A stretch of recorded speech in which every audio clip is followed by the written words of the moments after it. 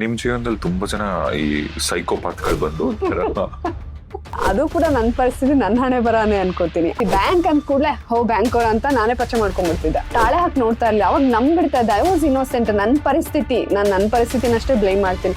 ಅಷ್ಟಿಷ್ಟ ಅಂದ್ರೆ ಅದು ತುಂಬಾ ಸಿಲ್ಲಿ ಅಂತ ನಾನು ನೆಗ್ಲೆಕ್ಟ್ ಮಾಡ್ಬಿಟ್ಟೆ.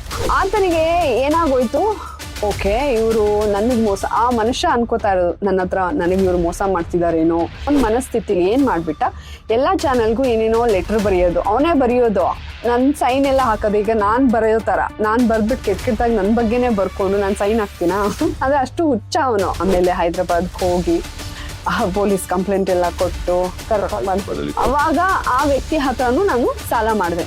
ಬಟ್ ಅದಕ್ಕಿಂತ ಮುಂಚೆ ಆತ ಹೆಂಗೆ ಒಂದು ನಾರ್ಮಲ್ ವ್ಯಕ್ತಿ ಅಲ್ಲ ಅನ್ನೋದು ಕೂಡ ನನ್ಗೆ ಗೊತ್ತಾಗ್ತಿತ್ತು. ಏನಂದ್ರೆ ನಿಮ್ ಜೀವನದಲ್ಲಿ ತುಂಬಾ ಜನ ಈ ಸೈಕೋಪಾತ್ಗಳು ಬಂದು ಸೈಕೋಪಾತ್ ಅಂದ್ರೆ ಪಾಪ ಒಬ್ಬ ಅಂದ್ರೆ ನಾನು ನಿಜವಾಗ್ಲೂ ಇವತ್ತಿಗೆ ಆತನನ್ನು ಕೂಡ ಬ್ಲೇಮ್ ಮಾಡ ನನ್ನ ಪರಿಸ್ಥಿತಿ ಅದು. ಯಾರವನು ಏನ್ ನಡೆದಿತ್ತು ಇಲ್ಲ, ನಾನು ಹೇಳ್ದಂಗೆ ಅದು ಕೂಡ ನನ್ನ ಪರಿಸ್ಥಿತಿ ನನ್ನ ಹಣೆ ಬರಾನೆ ಅನ್ಕೋತೀನಿ. ಅದು ನಾನು ಮನೆ ತಗೊಂಡಾಗ ಲೋನ್ ಮಾಡಿ ತಗೊಂಡಿದ್ದೆ.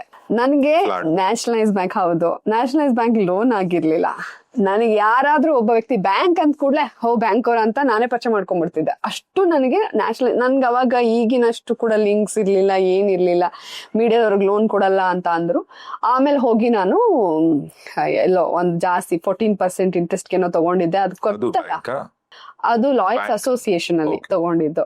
ಸೊ ಹಾಗಾಗಿ ಅದನ್ನ 14%, ಹಂಗಾಗಿನೇ ಸ್ವಲ್ಪ ಸಾಲ ಅದೆಲ್ಲ ಅದು ಬೇರೆದೇ ಬಿಡಿ ಅದೊಂದು. ಆ ಟೈಮ್ ಅಲ್ಲಿ ನನ್ಗೆ ಯಾರೇ ಬ್ಯಾಂಕ್ ಅವರು ಅಥವಾ ಮೆಸೇಜ್ ಹಾಕಿದ್ರು, ನ್ಯಾಷನಲೈಸ್ ಬ್ಯಾಂಕ್ ನಿಮ್ದು ಕೆನರಾ ಬ್ಯಾಂಕಾ, ನೀವು ಟ್ರಾನ್ಸ್ಫರ್ ಮಾಡ್ಕೊಡ್ತೀರಾ ಅಂದ್ರೆ ಓಕೆ ಅಂತ ಯಾರೋ ಒಬ್ಬ ಹೈದರಾಬಾದ್ ಮೂಲದ ವ್ಯಕ್ತಿ ಪಾಪ ಆತ ನೋಡಿ ನಂದು ತಪ್ಪಿದೆ, ಅದು ಕನ್ನಡ ಮಾತಾಡ್ತಿದ್ದ, ಮಂಜೇಶ್ವರದವನು ಆಕ್ಚುಲಿ ಅವನು. ಆಕ್ಚುಲಿ ನಂದು ತಪ್ಪೇನಿದೆ ಅಂದ್ರೆ ಈಗಿನ ತರ ನಾನು ತಾಳೆ ಹಾಕಿ ನೋಡ್ತಾ ಇರ್ಲಿ, ಅವಾಗ ನಂಬಿಡ್ತಾ ಇದ್ದೆ. I was innocent. ನನ್ನ ಪರಿಸ್ಥಿತಿನಷ್ಟೇ ಬ್ಲೇಮ್ ಮಾಡ್ತೀನಿ. ಬ್ಯಾಂಕ್ ಅವರು ಅಂದ್ರು ಆಯ್ತು ಆತ ನಾನ್ ಮಾಡ್ಕೊಡ್ತೀನಿ ಸಿಸ್ಟರ್ ಅಂತೆಲ್ಲ ಹೇಳ್ಕೊಂಡು, ಆತ ನೋಡೋದಕ್ಕೆ ಸನ್ಯಾಸಿ ತರಾನೇ ಇದ್ದಾನೆ ಪಾಪ. ಕೆನರಾ ಬ್ಯಾಂಕ್ ನೋಡಿ ಮಾಡಿ ಅಂತೆಲ್ಲ ಅಂದಾಗ, ನಾನ್ ಸಿಸ್ಟರು, ನಾನ್ ನಿಮಗ್ ಬ್ರದರ್ ಆಗಿರ್ತೀನಿ. ಫೇಸ್ಬುಕ್ ಅವಾಗ ಫೇಸ್ಬುಕ್ ಅಲ್ಲಿ ಫ್ರೆಂಡ್, ನನ್ ನ್ಯೂಸ್ ನೋಡೋದು ಅದೆಲ್ಲ ಮಾಡೋರು. ಅದಾದ್ಮೇಲೆ ಬ್ಯಾಂಕ್ ಅಂತ ಹೇಳಿದ್ರಲ್ಲ, ನಂದೊಂಚೂರು ನ್ಯಾಷನಲೈಸ್ ಬ್ಯಾಂಕಿಗೆ ಟ್ರಾನ್ಸ್ಫರ್ ಮಾಡ್ಕೊಡಿ, ಇಲ್ಲ ಅವ್ರಿಗೆ ಹೇಳ್ತೀನಿ ಇವ್ರಿಗೆ ಹೇಳ್ತೀನಿ ಅಂತ ಹೇಳೋರು. ಹಂಗೆ ನ್ಯೂಸ್ ನೋಡ್ತಾ ಅದೇನಾಗೋಯ್ತು, ಒಬ್ಬ ಅಣ್ಣ ಅಂತ ಅನ್ನಲ್ಲ, ಈಗಿನೆಲ್ಲ ಬರೀ ಕೆಟ್ಟ ಸಮಾಜದಲ್ಲಿ ಬೇರೆ ತರ ಮೆಸೇಜ್ ಅಣ್ಣ ಅಂತಿದ್ದಾನಲ್ಲಪ್ಪ ಅಂತ ಹೇಳಿ ಎಲ್ಲಾರ್ಗೂ ಮಾಡ್ತಾ ಇದ್ದ, ಮೀಡಿಯಾದವ್ರಿಗೆಲ್ಲ ಅನ್ಕೊಂಡ್ ನಾನು ಮೆಸೇಜ್ ಹಾಕ್ತಾ ಇದ್ದೆ. ಅದು ಯಾವ ಲೆವೆಲ್ಗೆ ಹೋಯ್ತಾ, ನಾನು ಹೇಳಿದ್ನಲ್ಲ 14% ಇಂಟ್ರೆಸ್ಟ್, ಸ್ವಲ್ಪ ಲೋನು ಅದೆಲ್ಲ ಜಾಸ್ತಿನೇ ಆಗೋಗಿತ್ತಲ್ಲ. ಅವಾಗ ಆ ವ್ಯಕ್ತಿ ಹತ್ರನೂ ನಾನು ಸಾಲ ಮಾಡಿದೆ. ಬಟ್ ಅದಕ್ಕಿಂತ ಮುಂಚೆ ಆತ ಹೆಂಗೆ ಒಂದು ನಾರ್ಮಲ್ ವ್ಯಕ್ತಿ ಅಲ್ಲ ಅನ್ನೋದು ಕೂಡ ನನ್ಗೆ ಗೊತ್ತಾಗ್ತಿತ್ತು. ಏನಂದ್ರೆ ಬೇರೆ ನಂಬರಿಂದ ಆತನೇ ಮಾಡೋದು, ಇಲ್ಲ ನೋಡಿ ಸಿಸ್ಟರ್ ಈ ನಂಬರ್ ಇಂದ ಯಾರೋ, ಅದನ್ನ ನಾನು ಟ್ರೂ ಕಾಲರ್ಗೂ ಅಥವಾ ಯಾರಿಗಾದ್ರೂ ಪೊಲೀಸ್ನವ್ರಿಗೆಲ್ಲ ಹೇಳ್ದಾಗ ಇವಂದೆ ಅಂತ ಬರೋದು. ಬಟ್ ಅಷ್ಟು ಬಿಟ್ರೆ ಅವನೇನ್ ಹಾರ್ಮ್ಫುಲ್ ಇರ್ತಿರ್ಲಿಲ್ಲ ಮಾಡೋದು. ನಾನು ಯಾರ ಜೊತೆನೂ ಮಾತಾಡ್ಬಾರ್ದು, ಅಣ್ಣ ಅಂತ ಹೇಳ್ತಾನೆ, ಬಟ್ ಅವನಿಗೆ ಅಣ್ಣನಾಗೆ ಪೊಸೆಸಿವ್. ನನ್ ತಂಗಿ ನನ್ನ ಹತ್ರನೇ, ಬೇರೆ ಯಾರಾದ್ರೂ ನನ್ ನ್ಯೂಸ್ ತೆಗ್ದು ಏನಾದ್ರು ಹಾಕ್ಬಿಟ್ರೆ ಅದಕ್ಕೆ ಆತ ಸಿಟ್ಟು. ಅವ್ರಿಗಿಂತ ಮುಂಚೆ ಇವನ್ ಪೋಸ್ಟ್ ಅವ್ನ್ 3 ಜನದೊಂದು ಜುಗಲ್ ಬಂದಿತ್ತು, ನಂದು ನ್ಯೂಸ್ ಅನ್ನದಾತ ತೆಗ್ದು ಹಾಕ್ಬೇಕು ಅಂತ. ಅಷ್ಟಿಷ್ಟ ಅಂದ್ರೆ ಅದು ತುಂಬಾ ಸಿಲ್ಲಿ ಅಂತ ನಾನು ನೆಗ್ಲೆಕ್ಟ್ ಮಾಡ್ಬಿಟ್ಟೆ. ಅವಾಗ ನಾನು ಈತ ಸ್ವಲ್ಪ ನಾರ್ಮಲ್ ಇಲ್ಲ, ದೂರ ಇಡ್ಬೇಕು. ಇವಾಗಾದ್ರೆ ನಾನು ಹಂಗೆ. ಅವಾಗ ಬಿಡು ಪಾಪ, ನಾನ್ ಸಾಲ ತಗೊಂಡೆ 8 ಲಕ್ಷ ಸಾಲ. ಅದು ಒಟ್ಟಿಗೆ ತಗೊಂಡಿದ್ದಲ್ಲ, ನಾನಂದ್ರೆ ನನ್ ಫ್ಯಾಮಿಲಿನೇ ನೋಡಿ ತಗೊಂಡಿದ್ದು. ಆತನಿಗೆ ಏನಾಗೋಯ್ತು, ಓಕೆ ಇವರು ನನಗ್ ಮೋಸ, ಆ ಮನುಷ್ಯ ಅನ್ಕೋತಾ ಇರೋದು ನನ್ನ ಹತ್ರ ನನಗೆ ಇವ್ರು ಮೋಸ ಮಾಡ್ತಿದಾರೇನೋ ನನ್ ತಂಗಿ ಅಂತ ಹೇಳಿ ಅವನ್ ಮನಸ್ಥಿತಿಲಿ ಏನ್ ಮಾಡ್ಬಿಟ್ಟ, ಎಲ್ಲಾ ಚಾನಲ್ಗೂ ಏನೇನೋ ಲೆಟರ್ ಬರೆಯೋದು, ಅವನೇ ಬರೆಯೋದು, ನನ್ ಸೈನ್ ಎಲ್ಲ ಹಾಕೋದು. ಈಗ ನಾನ್ ಬರೆಯೋ ತರ ನಾನ್ ಬರ್ಬಿಟ್ಟು ಕೆಟ್ಟಾಗಿ ನನ್ ಬಗ್ಗೆನೇ ಬರ್ಕೊಂಡು ನಾನ್ ಸೈನ್ ಹಾಕ್ತೀನ, ಅದೇ ಅಷ್ಟು ಹುಚ್ಚ ಅವನು ಅಂತ ಎಲ್ಲಾ ಚಾನಲ್ಗೂ ಲೆಟರ್ಗಳನ್ನೆಲ್ಲ ಕಳಿಸ್ದ. ನೀವೇ ಬರ್ದಂಗೆ ನಾನ್ ಬರೆಯೋದು, ನನ್ಗೆ ಮನೆ ಹರಾಜಿಗೆ ಬಂದ್ಬಿಟ್ಟಿದೆ, ನಾನು ಎಲ್ಲದಕ್ಕೂ ರೆಡಿ ಇದ್ದೀನಿ ಅಂತೇಳಿ ನಾನ್ ಸೈನ್ ಮಾಡಿ ಎಲ್ಲ ಚಾನಲ್ಗೂ ಕಳ್ಸತಾರ ಅವ್ನ್ ಬರೆಯೋದು. ಅವಾಗ ಅಯ್ಯೋ ದೇವ್ರೆ, ಅವಾಗೆಲ್ಲ ಅಂದ್ರೆ ನಾನು ಆ ಒಂದು ಟೈಮ್ ಅಲ್ಲಿ ಎಲ್ಲಾ ತರ ನೋಡ್ಬಿಟ್ಟೆ ಜಗತ್ತು. ಅಂದಾಗ ಅಯ್ಯೋ ಹಿಂಗೆ ಎಲ್ಲಾರು ಫೋನ್ ಮಾಡ್ತಾರೆ, ನೋಡಿ ನಮ್ ಚಾನಲ್ ಲೆಟರ್ ಬಂದಿದೆ, ಹಿಂಗೆ ನಮ್ ಚಾನಲ್ಗೂ ಕಳ್ಸೋದಂಗೆಲ್ಲ ಮಾಡ್ದ. ನಂದಲ್ಲಿ ಏನ್ ತಪ್ಪಾಯ್ತಂದ್ರೆ ನನ್ನ ಇನ್ನೋಸೆನ್ಸ್. ಅಣ್ಣ ಅಬ್ನಾರ್ಮಲ್ ಇದಾನೆ ಅಣ್ಣ ಅನ್ಬಿಟ್ಟು ನಾನು ಬಿಟ್ಟಿದ್ರೆ ಆಗ್ತಿರ್ಲಿಲ್ಲ. ನಾನು ಬಿಡು ಇವ್ರೇನ್ ಹಾರ್ಮ್ಫುಲ್ ಇಲ್ಲ, ಪಾಪ ತಂಗಿ ಏನೋ ಪೊಸೆಸಿವ್ ಹಿಂಗ್ ಮಾಡ್ತಿದಾರೆ ಅಂತ ಹೇಳಿ ಆಮೇಲೆ ಹೈದ್ರಾಬಾದ್ ಹೋಗಿ ಪೊಲೀಸ್ ಕಂಪ್ಲೇಂಟ್ ಎಲ್ಲ ಕೊಟ್ಟು ಆತ ಹೈದರಾಬಾದ್ ಅಲ್ಲಿ ಇರೋದು, ಬೆಂಗಳೂರಿಗೆ ಬರ್ತಿದ್ರೇನೋ, ಮಂಜೇಶ್ವರದವನೋ ಆತ. ಅಂದ್ರೆ ಆತನದ್ದು ನಾಲೆಜ್ ಎಲ್ಲ ಚೆನ್ನಾಗಿತ್ತಲ್ಲ, ಹಾಗಾಗಿ ಯಾರ್ ಬೇಕಾದ್ರೂ ಆತನಿಗೆ ರಿಪ್ಲೈ ಮಾಡ್ತಾರೆ. ಅಂದ್ರೆ ತುಂಬಾ ಜನ ಮೀಡಿಯಾ ಫ್ರೆಂಡ್ಸ್ ಎಲ್ಲ ಆಂಕರ್ಸ್ ಗಳು ರಿಪ್ಲೈ ಮಾಡ್ತಾರೆ. ಅಂದ್ರೆ ಅವನ ಅಷ್ಟು ಎಲ್ಲಾರ್ನು ನೋಡಿ ಎಲ್ಲಾರ್ಗು ರಿಪ್ಲೈ ಮಾಡಿ ನಿಮ್ ನ್ಯೂಸ್ ಆತರದವ್ರು ತುಂಬಾ ಜನ ಇದ್ರು ಅವಾಗ. ಒಂದಷ್ಟು ಫ್ಯಾನ್ಸ್, ಎಲ್ಲಾರು ಫ್ಯಾನ್ಸ್. ಆಮೇಲೆ ಜೈಲಿಗೆ ಹಾಕಿ ಎಲ್ಲ ಆಗಿ. ನೀವ್ ಅಲ್ಲೂ ಕಂಪ್ಲೇಂಟ್ ಕೊಟ್ಟು ಬಂದ್ರಿ? ಇಲ್ಲ, ಬೆಂಗಳೂರಲ್ಲೇ ನನ್ನ ಮನೆ ಹತ್ರ ಕೊಟ್ಟಿದ್ದೆ, ಸಹಕಾರ ನಗರ್. ಅದಾದ್ಮೇಲೆ ಅಲ್ಲಿಗೆ ಹೋಗಿ ಇಟ್ಕೊಂಡ್ ಬಂದಿದ್ದೆ. ಈ ತರ ಅಂತ ಹೆಂಗ್ ಗೊತ್ತಾಯ್ತು ನಿಮ್ಗೆ? ಅವನು ಅದ್ ಬಿಟ್ರೆ ಇನ್ಯಾರು ಮಾಡಲ್ಲ ನನ್ಗೆ, ಯಾಕಂದ್ರೆ ಯಾರು ಇರ್ಲಿಲ್ಲಲ್ಲ ಲೈಫ್ ಅಲ್ಲಿ. ಆತನೇ ಅದು ಮಾಡ್ತಾ ನಿಮ್ ಒಟ್ಟಿಗೆ ಚೆನ್ನಾಗಿದ್ನ ಅಥವಾ ಮಾತಾಡೋದು? ಅಲ್ಲಿ ಏನಾಗ್ತಿತ್ತಂದ್ರೆ ಆತನಿಗೇನು ತುಂಬಾ ಅವನು ಈಗ ಫ್ಯಾಮಿಲಿ ವಿಚಾರಕ್ಕೆ ಇಂಟರ್ಫಿಯರ್ ಆಗಕ್ ಬರೋನು. ಈಗ ನಮ್ದೇನೋ ಬೇಜಾರುಗಳನ್ನ ಹೇಳ್ಕೊಂಡಿರ್ತೀವಿ ಅನ್ಕೊಳ್ಳಿ, ಆತನಿಗೆ ಏನೋ ಬೇಜಾರಾಗೋಗಿದೆ, ಡಿವೋರ್ಸ್ ಕೊಟ್ಬಿಡ್ಬೇಕು, ಅವರೇ ಫಿಕ್ಸ್. ಆಯ್ತು, ಬೇಜಾರು ಸರಿ ಹೋಗುತ್ತಲ್ಲ. ಓ ಇವರಿಬ್ರು ಚೆನ್ನಾಗೇ ಇದ್ದಾರೆ, ಸುಮ್ನೆ ಅಂದ್ರೆ ಜಸ್ಟ್ ನಾಟಕಗಳು ಆಡ್ಕೊಂಡು ನನ್ನ ಹತ್ರ ದುಡ್ಡು, ಆತರ ಅವ್ನ್ ಥಿಂಕ್ ಮಾಡ್ತಾ ಇದ್ದ ಸೈಕೋಪಾತ್ಗಳು. ಹಾಗೆ ಅಲ್ಲ, ಅದನ್ನ ಹೆಂಗ್ ಹೇಳೋದು ನಾವು? ಈಗ ನಮ್ಮ ಮನೆಯಲ್ಲೇ ಬಿಡಲ್ಲ, ನೀವು ಏನೋ ಜಗಳ ಆಯ್ತು ಅಂತ ಹೇಳ್ಬಿಟ್ಟು ಇದ್ ಮಾಡಕ್ ಆಗತ್ತಾ ಅಂತ ಹೇಳೋದು. ಮತ್ತೆ ನನ್ನ ಹತ್ರ ಇವ್ರು ಸಾಲ ಮಾಡ್ತಿದ್ದಾರೆ, ನನಗ್ ಮೋಸ ಮಾಡಕ್ ಇಬ್ರು ಮಾಡ್ತಾರೆ, ಅವನವನೇ ಯೋಚನೆ ಮಾಡ್ತಿದ್ದ. ಅವ್ನ ಬಡ್ಡಿ ಸಮೇತ ಎಲ್ಲ ನಾನು ಕೊಟ್ಟಿದ್ದೀನಿ. ಅದಕ್ಕೆ ಆ ತಾಳ್ಮೆ ಇರ್ಲಿಲ್ಲ ಅವಾಗ ನನ್ನ ಹತ್ರ ಇರ್ಲಿಲ್ಲ. ಎಲ್ಲ ಪ್ರೂಫ್ ಇತ್ತು ನನ್ಗೇನ್. ಇವಾಗ ಸಾಲ ಏನ್ ನಾವಾಗಿಲ್ಲ, ಅವ್ರ ಹತ್ರ ನಾನು ಇಸ್ಕೊಳ್ಳೋವಾಗ್ಲೂ ಕೂಡ ಎಲ್ಲಾನು ಪ್ರೂಫ್ ಆನ್ಲೈನ್ ಅಲ್ಲಿ, ಅಂದ್ರೆ ಬ್ಯಾಂಕ್ ಅಕೌಂಟಿಗೆ ಹಾಕ್ತಾಗಿತ್ತಲ್ವಾ ಯಾರು. ಆದ್ರೆ ಹಂಗೆ ಆ ಪರಿಸ್ಥಿತಿಗಳು ನಮ್ದು, ನಮ್ಮ ಇನ್ನೋಸೆನ್ಸ್ ಇರ್ಬೋದು, ಆ ಪರಿಸ್ಥಿತಿ ನಮ್ಮನ್ನ ಹಿಂಗಾಯ್ತು ಹೊರತು ನಾನು ಆತನನ್ನು ಏನ್ ಬ್ಲೇಮ್ ಮಾಡಲ್ಲ. ಬಟ್ ಅದರಿಂದ ನಾನು ಅಪರಿಚಿತರನ್ನ ನಂಬಾರ್ದು ಅನ್ನೋದು ಕೂಡ ಆ ಇನ್ಸಿಡೆಂಟ್ ಇದೆ. ಈಗಂತೂ ನಾನು ಪರಿಚಿತರನ್ನು ನಂಬಲ್ಲ, ಹಂಗಾಗಿ ಹೋಗ್ಬಿಡ್ತೀನಿ. ಆತ ಇದನ್ನ ಬಿಡಿ, ನಂಗೆ ಅದ್ ಮಾಡಿರೋ ಬಗ್ಗೆ ಗಿಲ್ಟಿಲ್ಲ, ಯಾಕಂದ್ರೆ ಯಾರು ಅರೆಸ್ಟ್ ಮಾಡಿಸಿ ಇದ್ದ. ಆಮೇಲೆ ಬುದ್ಧಿ ಕಲ್ತ, ಅವ್ನ್ ದುಡ್ಡು ವಾಪಸ್ ಕೊಟ್ವಿ. ಇವತ್ತಿಗೆ ಮೋಸ್ಟ್ಲಿ ಎಲ್ಲಾರ್ಗು ಭಯ ಇರ್ಬೇಕು ಸುಮ್ನೆ. ಆತ ಸೈಕೋಪಾತ್ ಇರ್ಬೋದು, ಅದರಿಂದ ಬೇರೆ ಹೆಣ್ಮಕ್ಳಿಗೆ ಟಾರ್ಚರ್ಗಳಾಗೋದು, ಎಲ್ಲಾರ್ಗು ಮೆಸೇಜ್ ಮಾಡೋದು, ಎಲ್ಲಾರ್ಗು ಈ ತರದ ಕೆಲವರು ಇದಾರೆ, ಅವ್ರಿಗೆ ಇನ್ನೇನು ಇರಲ್ಲ, ಮೆಸೇಜ್ ಮಾಡ್ಬೇಕಷ್ಟೇ. ಅದ್ ಬಿಟ್ರೆ ಪಾಪ ಬೇರೆ ಉದ್ದೇಶನೂ ಇರಲ್ಲ. ನನಗೆ ಇವ್ರ ಪರಿಚಯ, ನನ್ಗೆ ಈ ನ್ಯೂಸ್ ಅವ್ರ ಪರಿಚಯ ಅಂತ ಹೇಳ್ಕೋಬೇಕು, ಆತರ. ಸೊ ಅದು ನನ್ನ ಇನ್ನೋಸೆನ್ಸ್ ಇಂದಾನು ಆಯ್ತು ಬಿಡಿ.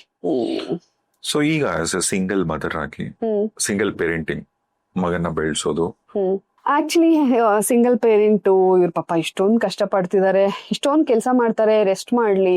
ಯಾವ ತರ ಎಕ್ಸಾಂಪಲ್ ಹೇಳ್ತಾರೆ ಅಂದ್ರೆ, ಅಯ್ಯೋ ನಿಮ್ ತರನೇ ಫುಲ್ ಕೆಲಸ ಮಾಡಿ ಅವ್ರಿಗೆ ಹಾರ್ಟ್ ಅಟ್ಯಾಕ್ ಅಂದ್ರೆ ಅವ್ರೇನೋ ನಾನು ತುಂಬಾ ಸ್ಟ್ರೆಸ್ ತಗೊಂಡ್ ಮಾಡ್ತಾರೆ. ನಾನು 10 ಗಂಟೆಗೆ ಮಲಗ್ತಾ ಇದೀನಪ್ಪ, ಮುಂಚೆ ನ್ಯೂಸ್ ಚಾನಲ್ ಇದ್ದಾಗ್ಲೇ ನಾನು ಮಲ್ಗಕ್ ಆಗ್ತಿರ್ಲಿಲ್ಲ, ನನಗೆ ನಾನು ಟೈಮ್ ಕೊಡ್ತಾ ಇದೀನಿ, ಫ್ಯಾಮಿಲಿ ಟೈಮ್ ಕೊಡ್ತಾ ಇದೀನಿ, ನಾನು ಚೆನ್ನಾಗಿದ್ದೀನಿ ಅಂತ ಎಲ್ರಿಗೂ ನೀವು ತುಂಬಾ ಬಿಸಿ ಇರ್ತೀರ, ನಿಮಗೆ ಕಾಲ್ ಮಾಡಕ್ಕೆ ಭಯ ಆಗುತ್ತೆ. ನಾನು ಸ್ಟೇಟಸ್ಗಳು ನೋಡ್ಬಿಡ್ತಾರೆ, ನಾನು ಎಲ್ಲಾ ಕೆಲಸ ಮಾಡೋದೆಲ್ಲ ಹಾಕೊಂಡ್ಬಿಟ್ಟಿರ್ತೀನಲ್ಲ, ಅದು ನೋಡಿ ಭಯ ಪಡ್ತಾರೆ, ನೀವು ತುಂಬಾ ಬಿಸಿ ಇರ್ತಾರೆ, ಇವ್ರು ಅಲ್ಲಿ ಕೆಲಸ ಮಾಡ್ತಾರೆ, ಇವ್ರಿಗೆ. ನೋಡಿ, ಜೀವನದಲ್ಲಿ ದುಡ್ಡು ಅನ್ನೋದು ಅದು ಮುಖ್ಯ ಅಲ್ಲ. ನೀವು ತುಂಬಾ ಒಬ್ರೆ ಅಂತ ದುಡಿತಾ ಇದೀರಾ, ತುಂಬಾ ಸ್ಟ್ರೆಸ್ಸಿಂಗ್ ಎಲ್ಲ ಹೇಳ್ತೀವಿ, ಎಲ್ರೂ ಹೇಳೋದಿದೆ. ಯಾಕೆ ಹಿಂಗೆ ನಾನು ಮುಂಚಿನ ಬಿಸಿನೇ ಇಲ್ಲ, ಯಾಕೆ ಹಿಂಗೆ ಇವ್ರು ಅನ್ಕೋತಾರೆ ಅಂತ ನನಗೆ ಫೀಲ್ ಆಗುತ್ತೆ. ಸೊ ಹಾಗಾಗಿ ಎಲ್ಲದಕ್ಕೂ ಕಂಪೇರ್ ಮಾಡಿದ್ರು ಫೈನಾನ್ಷಿಯಲಿ, ಮೆಂಟಲಿ ನಾನು ತುಂಬಾ ಚೆನ್ನಾಗಿದ್ದೀನಿ ಇವಾಗ. ಸಿಂಗಲ್ ಪೇರೆಂಟಿಂಗು ಕಷ್ಟ ಆ ಥರದ್ದಿಲ್ಲ. ನನ್ಗೆ ನಿಜವಾಗ್ಲೂ ಹೇಳ್ಬೇಕಂದ್ರೆ ಆ ಒಂದು ಹ್ಯಾಪಿನೆಸ್ ನಾನು ನೋಡ್ತಾ ಇರತ್ತೆ ಇವಾಗ. ಮಗಂಗೂ ಕೂಡ ಅದು ತುಂಬಾ ಅಫೆಕ್ಟ್ ಆಗಿಲ್ಲ, ಅವನಿಗೇನೋ ಗೊತ್ತಾಗತ್ತೆ, ಅವನು ಆ ಪಾಡಿಗೆ ಅವನು ಆರಾಮಾಗಿದ್ದ. ನಾವಿಬ್ರು ಕೂಡ ಡಿಸ್ಕಸ್ ಮಾಡಿದೀವಿ. ಅಜ್ಜಿ ಮಗಂಗೆಲ್ಲ ಕ್ಲಾರಿಟಿ ಇದೆ, ಅವನಿಗೆ ಗೊತ್ತಿದೆ. ಸೊ ನಾವಿಬ್ರು ಡಿಸ್ಕಸ್ ಮಾಡ್ತೀವಿ, ಮೋರ್ ಲೈಕ್ ಫ್ರೆಂಡ್ಸ್ ತರ ಇರ್ತೀವಿ. RCB ಮ್ಯಾಚ್ ನೋಡಕ್ ಹೋಗ್ತೀವಿ, ಹಂಗೆ ತುಂಬಾ ತಮಾಷೆ ಎಲ್ಲ ಮಾಡ್ಕೊಂಡು. ಅವನು ಸ್ವಲ್ಪ ಡಾಮಿನೇಟಿಂಗ್ ಇದ್ದಾನೆ ಅಣ್ಣ, ಬಟ್ ಖುಷಿ ಆಗತ್ತೆ, ಏನು ಮಾಡಕ್ಕಾಗಲ್ಲ. ಆ ಒಂದು ಅಗ್ರೆಷನ್ ಎಲ್ಲ ಆ ಏಜ್ ಅಲ್ಲಿ ಇದ್ದೇ ಇರುತ್ತೆ. ನಾವು ಕೂಡ ಅಷ್ಟೇ ಕಿರಿಸ್ತಾ ಇರ್ತೀವಿ. ಇವಾಗೇನೋ ಪೇಷನ್ಸ್. ಇಬ್ರು ಫ್ರೆಂಡ್ಸ್ ಆಗಿರ್ತೀವಿ, ಒಟ್ಟಿಗೆ ಮ್ಯಾಚ್ ನೋಡೋದು, ಕೆಲ್ಸ ಇದ್ದ ಕೆಲ್ಸ ಮಾಡೋದು. ನಾನು ಯಾರೋ ಮೂವಿ ಮಾಡ್ತಾ ಇದ್ರೆ ಅದನ್ನು ಹೇಳ್ತೀನಿ ಅವನ್ಗೆ, ಹೌದಾ ಹಾಗೆ ಅಂತಾನೆ, ತಮಾಷೆ ಮಾಡ್ತಾನೆ, ಕಾಲ್ ಎಳಿತಾನೆ. ಮುಂಚೆಗಿಂತ ಅಂತೂ ಫಿಸಿಕಲಿ, ಮೆಂಟಲಿ ಸ್ಟ್ರೆಸ್ ತುಂಬಾ ಕಡಿಮೆ ಆಗಿದೆ ನನಗೆ. ಫೈನಾನ್ಷಿಯಲಿ ಯೂಟ್ಯೂಬ್ ಅಲ್ಲಿ ಯಾವ್ದೋ ಒಂದು ತಮ್ನೇಲ್ ಏನೋ ನೋಡಿದ್ದು ಜ್ಞಾಪಕ ನನಗೆ, ಒಂದು ವಿಡಿಯೋ ತರದೇನೋ, ಜಾಹ್ನವಿ ಅವರ ಡಿವೋರ್ಸ್, ಕೋಟಿ ಪಡೆದರು. ಇಲ್ಲ, ನಮ್ದು ಆಕ್ಚುಲಿ ಮ್ಯೂಚುವಲ್ ಡಿವೋರ್ಸ್.